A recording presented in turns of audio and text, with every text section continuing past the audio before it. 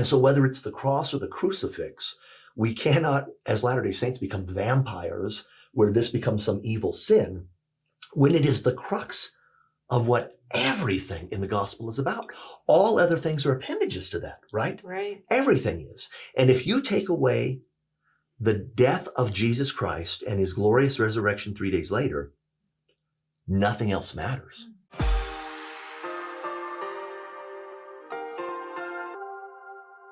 Hello and welcome to another episode of The Middle. I am thrilled to have you join us and to have my two special guests, John and Alonzo. I can't wait to have this conversation on camera because the pre-conversation was amazing. So welcome to both of you. I know you're both busy educators, and I'm grateful that you had some time to come join us on the L Couch. Thank you. I've known John a while, so I feel like I have a better understanding of his history and stories and his great spirit. So can we start with you, Alonzo? Can you introduce yourself a little? Because you're a new friend. Yeah, I'm a professor of world religions at Brigham Young University in the Department of Church History and Doctrine.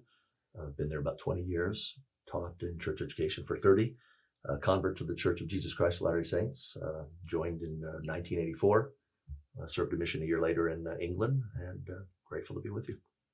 Well, I'm excited to hear more about your path of faith because I think it's going to add a beautiful layer to this conversation that we're going to have today. Yeah, thanks. John, you want to introduce yourself?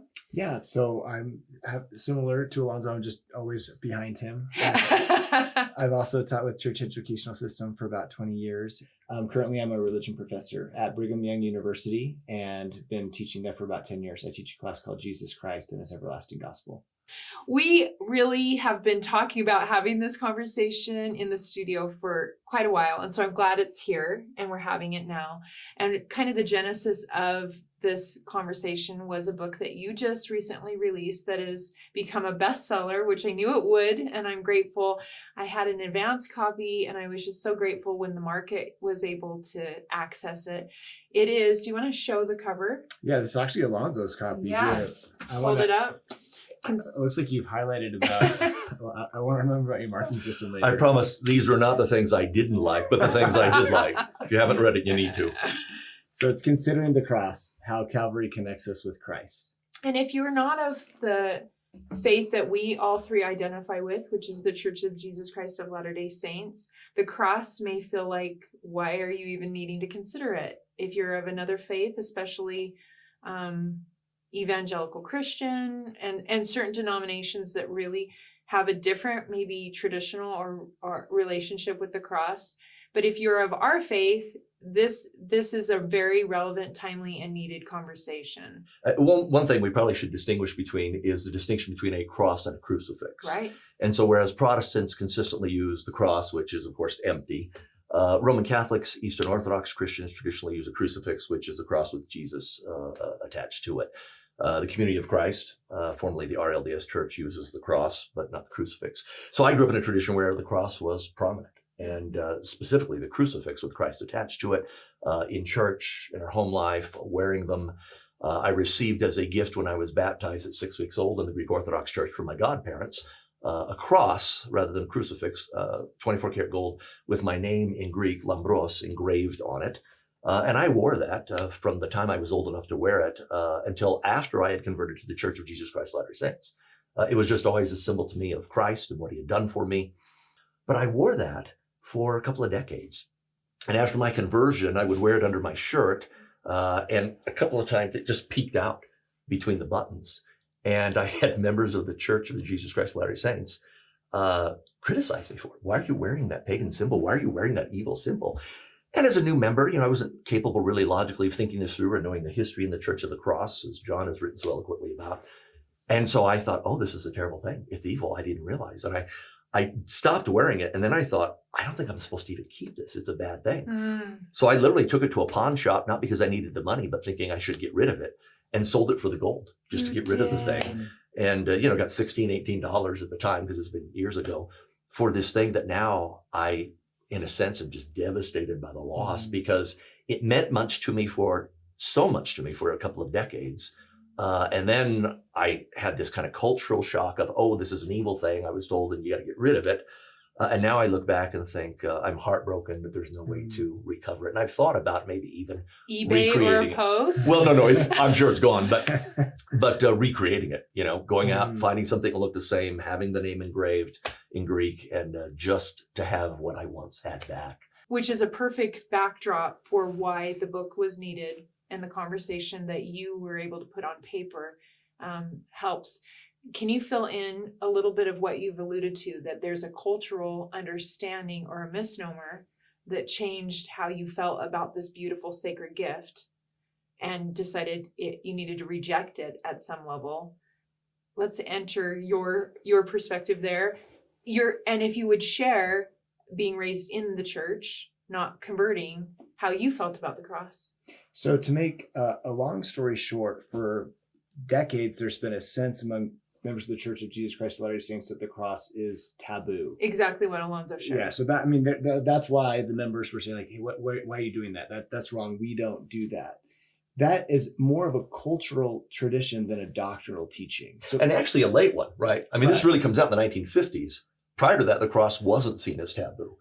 And you have all sorts of evidence to back that up. And reasons, Roberts right? of the 70 has a cross on his tombstone. Huge cross on his Lots tombstone. of Latter-day Saints are photographed in the 1800s into the 1900s wearing cross jewelry, cross earrings. So it's not taboo.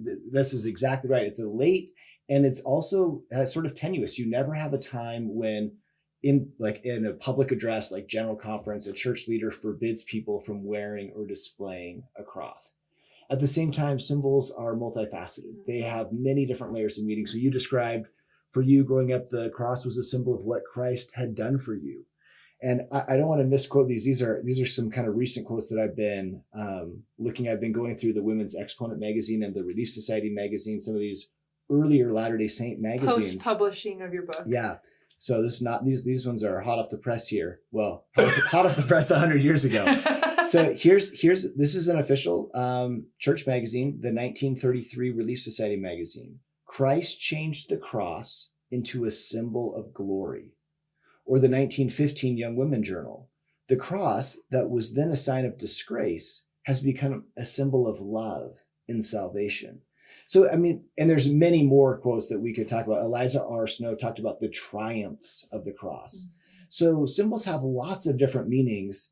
And I don't think we want to or need to lock into one set meaning that the cross can only mean this. And I think that is maybe more the thesis of the book, of that if you skip over the cross in your study, in your faith, in your consideration, it may not translate to both you and I wear a cross, or you may not display it in your home.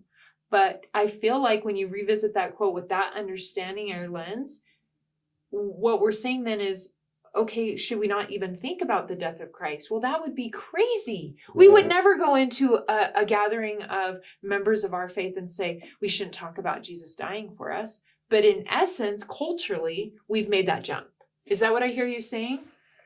Go ahead. Well, I was going to say, so you bring up a good point, and that ultimately this is much less about the cross as a symbol. I talk in the first chapter about the symbol of the cross, but only in the first chapter because it's much bigger than that. Mm-hmm. It's about the atoning significance of the death of Jesus Christ. So I think one of the main reasons why many Latter-day Saints tend to focus almost exclusively on Gethsemane rather than Calvary is because we don't use the image of the cross. Right. If you were to go to the average Latter-day Saint and say, where did Jesus mostly atone for our sins? And you've done studies on this. So this is pretty factual that they would focus on Gethsemane, whereas the scriptures, Joseph Smith, all prophets to the present day more frequently talk about Christ's atoning death on Calvary than his sufferings in Gethsemane. And scripturally, that's what we talk most about. Yeah, and in the hymns, in every way. And this is not to minimize Gethsemane, but unfortunately, culturally, many Latter-day Saints have minimized Calvary. Yes. And so the cross and how we view the image of the cross, I think, is emblematic of the real problem, which is we need to focus more on every aspect of Jesus Christ, his miracles, his parables, his life, his teachings. And one of those is his crucifixion, his death on the cross. What thought did you have that you wanted to share? This is convoluted perhaps, and so I'm going to try and be articulate, but that's not a gift of mine. I found Roman Catholic sources that will talk about the reason we use the crucifix is to remind us of how we have victimized Jesus and what he had to go through because of what we've chosen to do. I found Eastern Orthodox sources, the tradition I grew up in, that talk about they'll often depict or sometimes depict Jesus on the cross, but resurrected and glorified and healed, so that while it is still a crucifix, Jesus has overcome all things, and the cross can remind us not simply of his death, but his resurrection also, his triumph, right? So for Latter-day Saints, the atonement is Gethsemane, Golgotha, and the Garden Tomb. It's all three connected, right? Jesus doesn't conclude the atonement when he says it is finished, or the Greek says it is paid for on the cross. He concludes the atonement in a kind of temporal sense as he raises from the dead. Obviously, the atonement is infinite. It's outside of time, but you know what I mean? It includes all three of those. But Protestants will often say we choose the cross without Jesus nailed to it instead of the crucifix, as Catholics and Eastern Orthodox use, because the empty cross reminds us that Christ has overcome all things. And so when President Hinckley made that statement to that minister at the temple open house, President Hinckley was really talking in the same terms that Protestants often do. The empty cross really is a symbol for what we want to think about, that Jesus is no longer on it, and he can overcome all death, sin, pain, suffering, torture, not just for himself, but for all of us who in some form have to go through that immortality, usually many times. We always cite that one comment by President Hinckley, but many years later, President Hinckley said no Latter-day Saint should ever forget what Christ suffered and went through on our behalf. And so here you have President Hinckley bookending and saying, we love to think about the fact that Christ has overcome all things for us, but we can't forget that vision of what he had to go through for us. And so whether it's the cross or the crucifix, we cannot, as Latter-day Saints, become vampires where this becomes some evil sin, when it is the crux of what everything in the gospel is about. All other things are appendages to that, right? Right. Everything is. And if you take away the death of Jesus Christ and his glorious resurrection 3 days later, nothing else matters. Being a secular humanist or a good person or being obedient to commandments mean nothing. And so to downplay the symbol is to be afraid of the most central gospel principle. And that is, in Paul's words, Jesus Christ and him crucified. I love where this conversation is going, and I would love to just talk a little bit about where you feel we can create, no pun intended, more grace for however we want to incorporate or understand the cross. I think your book has done a phenomenal job of kind of moving the needle on that part of our culture. And I think it's important to note that we talk doctrine and culture, and sometimes we mesh it together. And I hear too often people struggle with the cultural aspect and they've walked away. Well, now they've walked away from doctrine that they once held dear because there's a cultural issue. And it's not just around the cross, but I know that in conversations that you've had in doing the book, there's a perspective change that I think enables us to access Christ and the atonement more fully if we're more inclusive and we make an intentional effort to understand the cross. Where is the cross for both of you? And where have you been changed by it, by understanding it and studying more about it? Well, one thing for me, that this is a very small thing, is just being so much more open to the cross as a symbol. So a year or two ago, I was traveling in Mexico, and almost every Uber that I got into, the driver had a cross hanging from his rearview mirror. And I'd say, "Oh, I see that you're a Christian. I see that you believe in Jesus Christ. Tell me about that." And almost every time we had this incredible gospel conversation that wouldn't have happened without the cross. But the driver was sending a visible signal that I care about this. And I thought, oh, what a shame, because when I was a missionary in Colorado, if I saw someone with the cross, I might be like, "Ooh, that's different. That's the other," Whereas now I'd be like, what a great opportunity for us to start a conversation.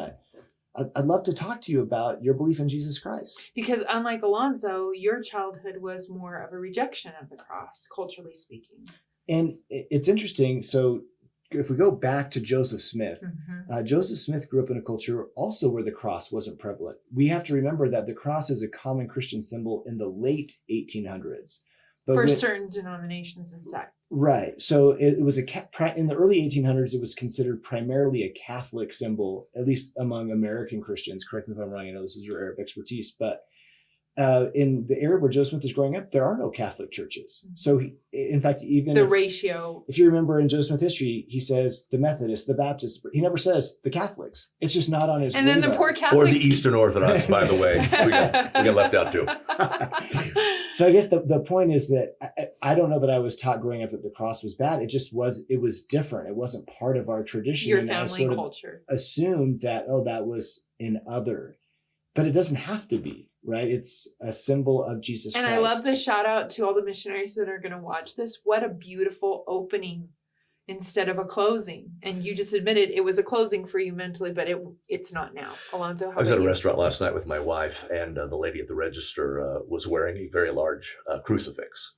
And I had the thought, we are constantly looking as members of the Church of Jesus Christ Latter-day Saints for ways to share the gospel. John's already pointed out that folks in Latin America, often Roman Catholic, have figured out a way to do that, right? Oh, look, this is hanging from my mirror. People will see it. And so we struggle to find ways to open doors for conversations. The lady at the restaurant found one. The cab driver or the Uber driver found one.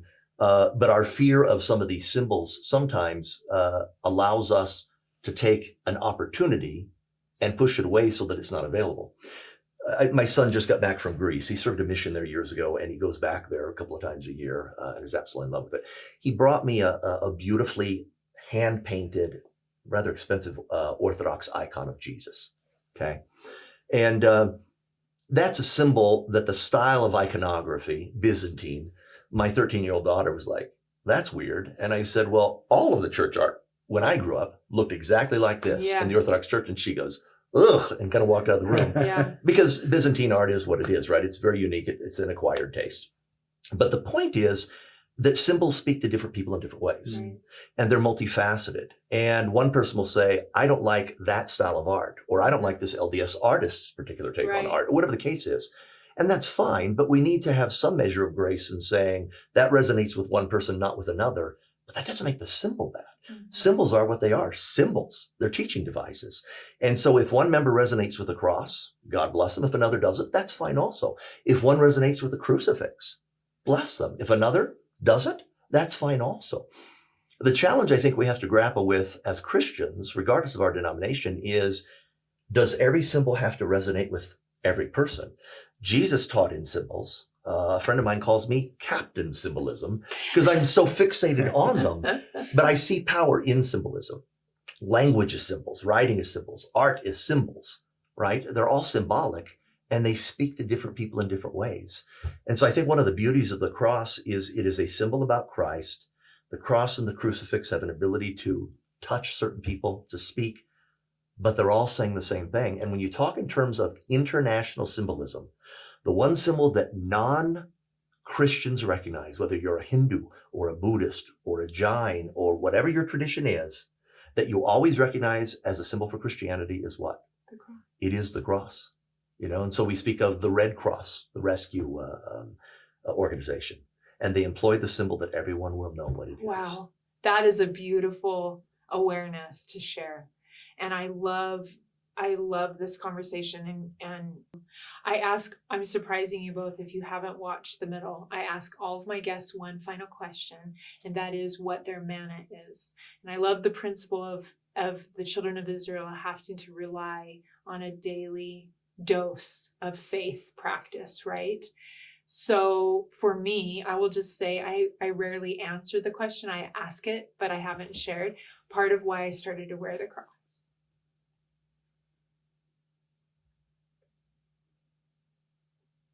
Is much like my temple garments.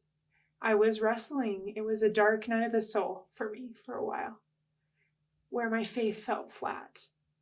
And I needed to know more of what John just spoke of as the love of Christ for me. So by daily putting on that necklace, it was an act of trying to get the clasp. And the whole time I wrestle, I always just think, oh, my Savior wrestled for me on my behalf. And what's been beautiful is because I'm a public person that people message, is that it is opened a conversation with my interfaith relationships where people were like, we knew you loved God, but I think you're a Christian because I scrolled in on your picture and I think I see a cross there. Well, I would have worn it years before if I had known that it would do what the Uber drivers been able to do.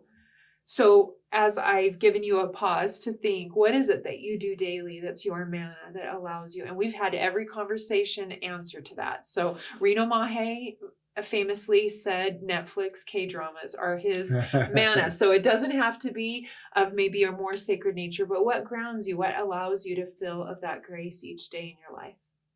We'll start with you, Alonzo. I'll give one, and it will only prove that you think I'm weird. No. I'm sorry. I was speaking to a mission recently about temple covenants. And something that I've done for a long time is based on a statement in Hebrews chapter 10, verse 20, where it speaks of the veil of the temple being the flesh of Christ. And I wish we had time we could spend 20 minutes just on this, obviously. But the early Christians didn't distinguish between the temple garment and the veil. And we understand why. And so when I remove my garments every day to take my shower, this will sound silly, but I intentionally don't let them touch the ground.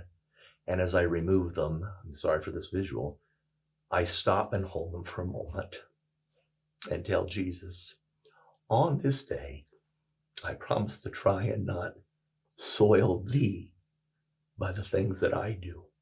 And my choice to remove my garments and set them on the counter as I prepare to shower and cleanse myself, again, a symbolic metaphor, that I'm going to try this day, and I do this every morning, to not drag him on the ground through unholy behaviors, desires, thoughts, or things that I might say.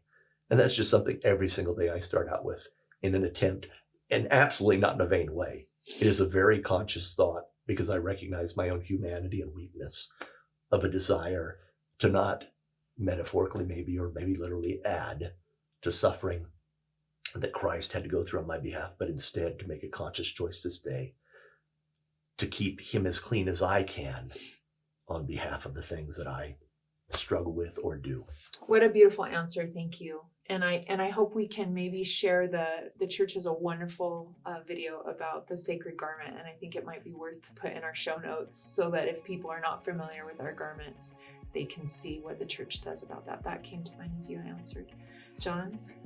The thing that came to my mind when you talked about manna was how in the Bread of Life sermon in John chapter 6, Jesus talked about manna specifically, and he said, your ancestors ate manna and they're dead, but I am the bread of life. So for me, I think my daily manna is to try to really focus on Jesus Christ every day. I think Alonzo showed a beautiful way of doing that, and for me, whether that's in scripture study or prayer or looking at a visual or listening to some music, but to focus not just on scripture study generally, but on Jesus Christ specifically.